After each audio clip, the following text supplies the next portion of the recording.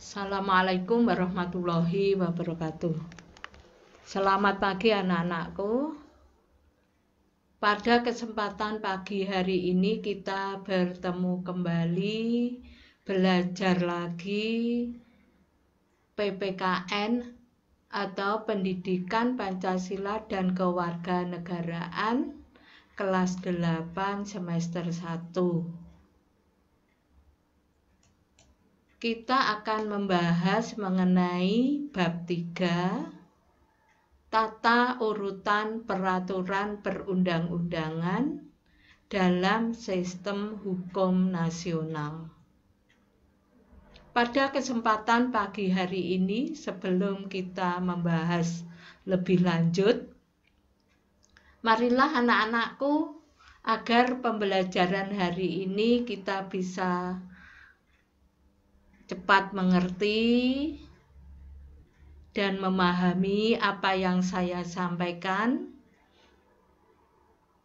Marilah kita berdoa sejenak, memohon kepada Allah Subhanahu wa Ta'ala dalam pembelajaran bisa lancar dan COVID cepat berlalu, kita bisa bertemu, bertatap muka dalam keadaan sehat walafiat atau dalam new normal nanti. Pada bab 3, sebelum saya membahas lebih lanjut, anak-anak sudah menyiapkan alat-alat tulisnya, dicatat. Karena apa? Yang kemarin itu ulangan atau tugas, karena anak-anak nyimaknya mungkin nyimaknya enggak sungguhan atau hanya dilihat kayak melihat film saja, akhirnya apa? Tugasnya banyak yang tidak dikerjakan. Akhirnya kamu nanti bisa melihat nilai-nilai PPKN kamu kalau sudah menerima sisipan. Tuh. Tata urutan, berdoa dulu ya. Bismillahirrohmanirrohim. Raditu billahi robba wabil islami dina wabil muhammadin nabiyya wa rasulah rabbi zidni ilma waryukni fahma waj'alni minas sholihin, amin ya rabbal alamin. Marilah kita lihat apa tujuan daripada pembelajaran kali ini. Ya, ini tujuan pembelajaran pada bab 3. 1. Menata tata urutan perundang-undangan dalam sistem hukum nasional di Indonesia secara adil. 2. Memperjelas konsepsi tata urutan perundang-undangan sesuai dengan Undang-Undang Dasar Negara Republik Indonesia tahun 1945. Terus yang ketiga, memahami urutan perundang-undangan dalam sistem hukum nasional. Jadi tata urutan perundang-undangan ya, itu nanti ada nomor berapa, tahun berapa itu ada.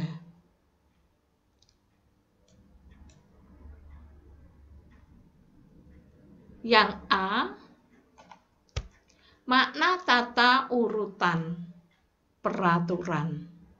Ya, peraturan perundang-undangan. Jadi makna tata urutan peraturan perundang-undangan. Mengapa kok harus urut ya? Di samping sudah diatur oleh pemerintah ya. Karena apa? Semuanya bertitik tolak pada apa? Peraturan negara atau undang-undang dasar.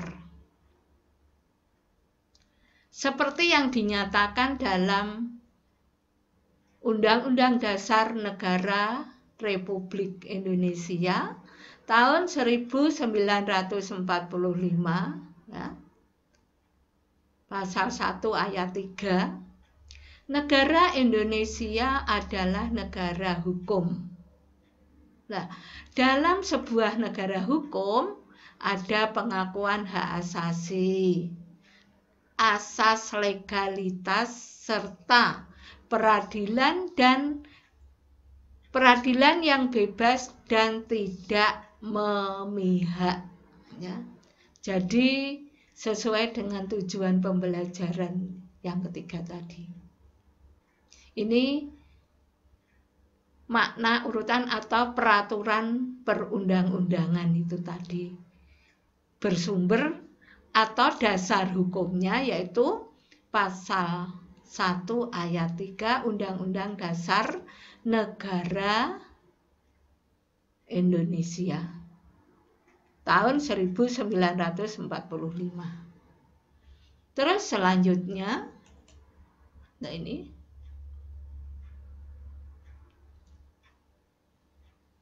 peranan peraturan perundang-undangan.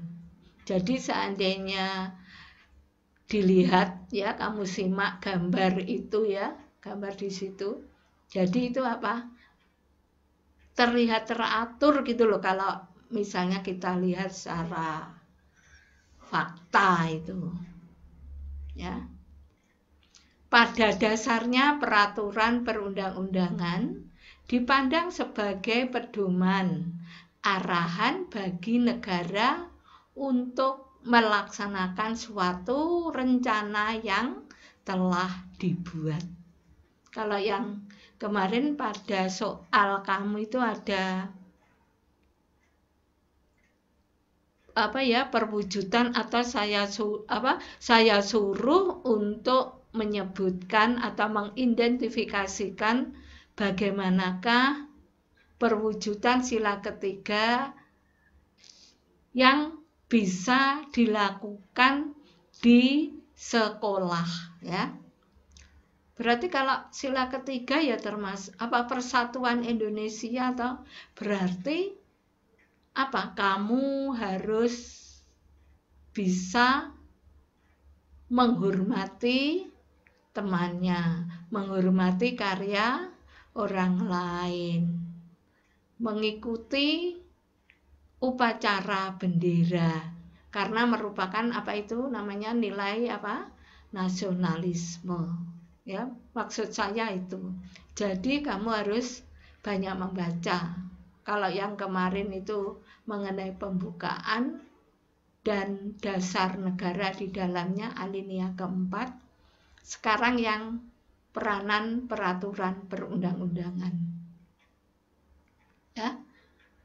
Mudah-mudahan kamu juga paham ya, peranannya apa peraturan perundang-undangan, yaitu apa, sebagai pedoman arahan bagi negara. Kalau di sekolah ya seperti kalau kita itu mematuhi tata tertib atau membuat tata tertib sekolah itu untuk dipatuhi oleh semua warga sekolah. Jadi kalau misalnya mewujudkan nasionalisme, contohnya harus ikut upacara bendera ya, harus ikut pakai seragam ya, harus mematuhi pakai seragam. Terus sekarang yang selanjutnya, mudah-mudahan kalian paham apa yang saya sampaikan di sini ya, tata urutan ya itu. Terus sekarang kita lanjutkan fungsi peraturan perundang-undangan. Fungsi aturan perundang-undangan itu ada fungsi internal, ada fungsi eksternal.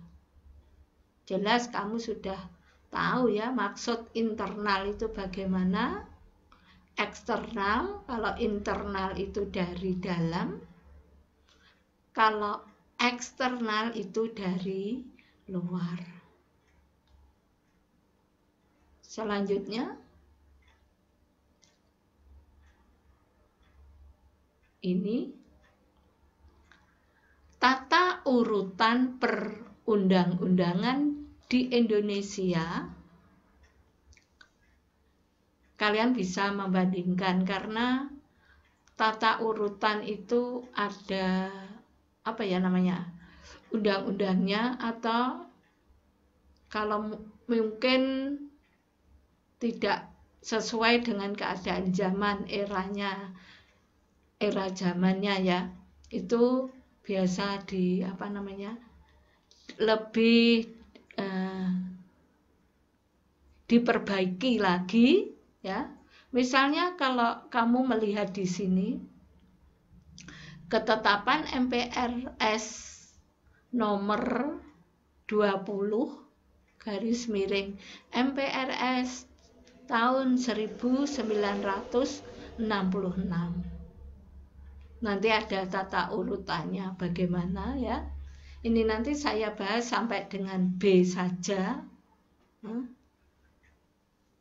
Nanti biar kalau yang saya biar bisa mengurutkan, menjelaskan ketetapan MPR yang nomor 20 MPRS 66 itu urutannya apa saja. Kalau menurut TAM MPR nomor 3 MPR tahun 2000 itu apa saja? Undang-Undang nomor 10 tahun 2004 dan Undang-Undang nomor 12 tahun 2011. Kalian juga bisa membrowsing atau download ya dari 4 tata urutan peraturan perundang-undangan ini. Menurut TAP MPRS urutannya bagaimana, TAP MPR bagaimana, dan Undang-Undang nomor 10 dan nomor 12 itu bagaimana. Sekarang kita lanjutkan. Pembentukan peraturan perundang-undangan di Indonesia. Yang kita bahas yang pertama, pengertian dan asas. Pembentukan peraturan perundang-undangan adalah pembuatan peraturan perundang-undangan yang mencakup tahapan perencanaan, penyusunan, pembahasan, pengesahan, atau penetapan dan pengundangan. Jadi mulai dari perencanaan, ya, penyusunan dan pembahasan, pengesahan atau penetapan dan pengundangannya bagaimana ya, disetujui apa tidak, itu termasuk pada pengertian dan asas pembentukan peraturan perundang-undangan di Indonesia. Marilah anak-anak kita lanjutkan mengenai pembentukan peraturan perundang-undangan di Indonesia.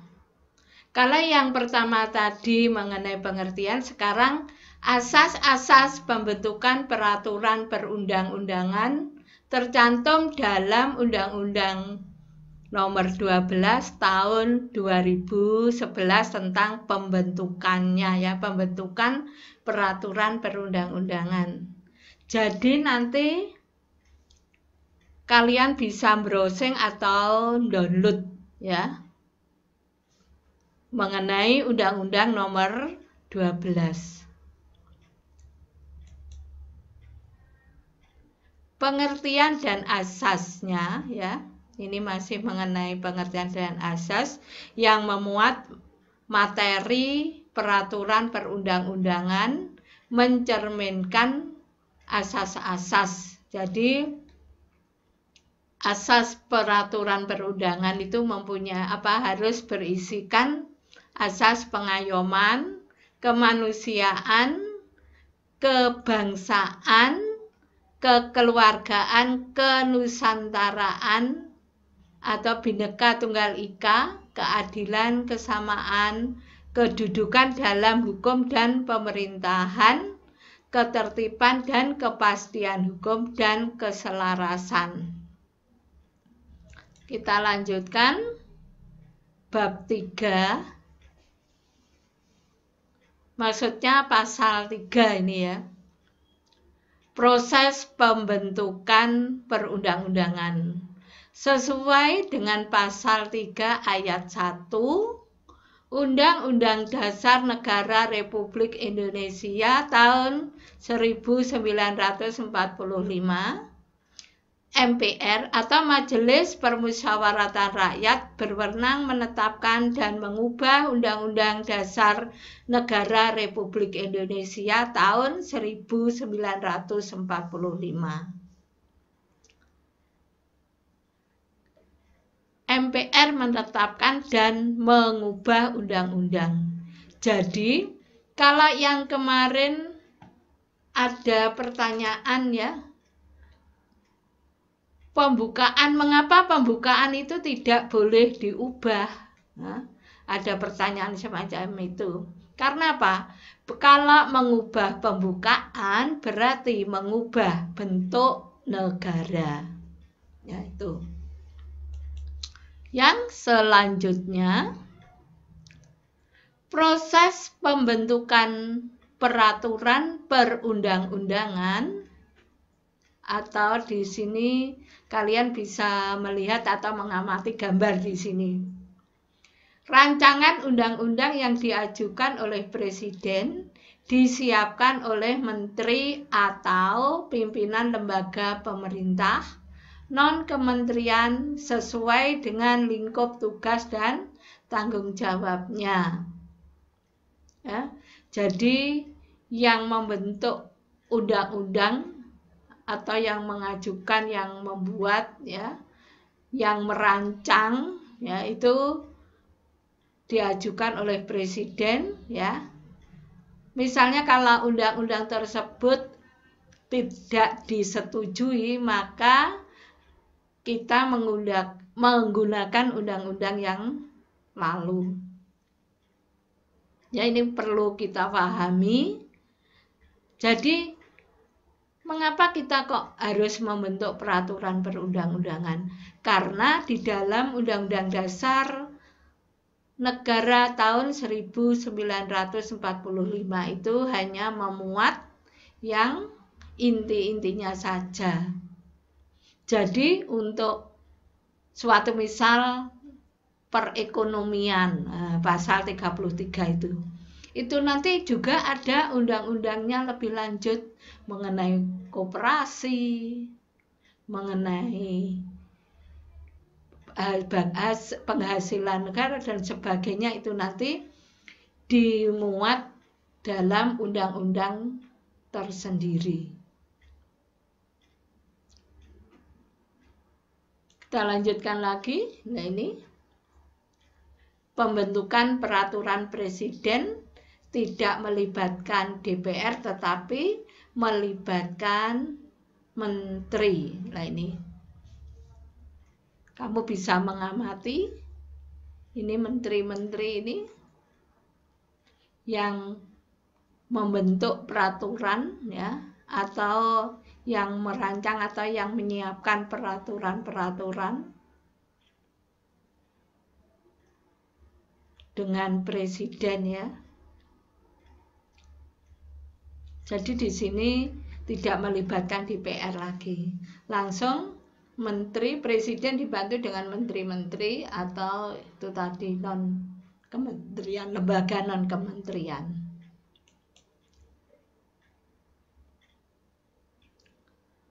Terus proses pembentukan peraturan perundangan, ya.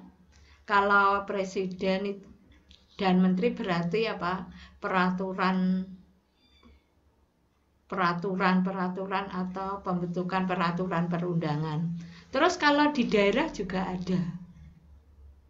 Rancangan perda provinsi dapat diusulkan DPRD provinsi atau gubernur. Nah, yang ini.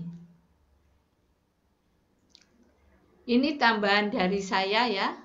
Nanti untuk pertemuan yang akan datang kita lanjut, kita sambung lagi. Jangan lupa, ingatkan ya, Buyum diingatkan kalau misalkan lupa apa mengenai saya punya janji untuk apa ya, menuliskan tata urutan perundang-undangan baik yang dari MPR ya, MPRS, MPR atau menurut apa undang-undang yang tahun 2000 maupun tahun 2011. Mudah-mudahan apa yang kamu dapat hari ini kalian bisa paham, jelas, bisa melanjutkan, maksudnya nanti untuk menambah referensi kalian bisa browsing atau download dan sebagainya. Kalian bisa sharing ke Buyum ya, mana yang harus di-download, ini benar apa tidak dan sebagainya ya. Sharing saja ke Buyum atau WA ke Buyum ya. Mudah-mudahan apa yang saya sampaikan hari ini kalian jelas dan ilmunya dapat bermanfaat. Marilah anak-anak, dengan pertemuan ini ya, kita baca alhamdulillah. Kita baca bareng-bareng alhamdulillahirabbil alamin. Semoga Covid cepat berlalu, kita bisa belajar seperti biasanya ya, bertatap muka, bertemu dengan teman-teman dan bertemu dengan Bapak Ibu guru. Saya akhiri sekian. Wassalamualaikum warahmatullahi wabarakatuh.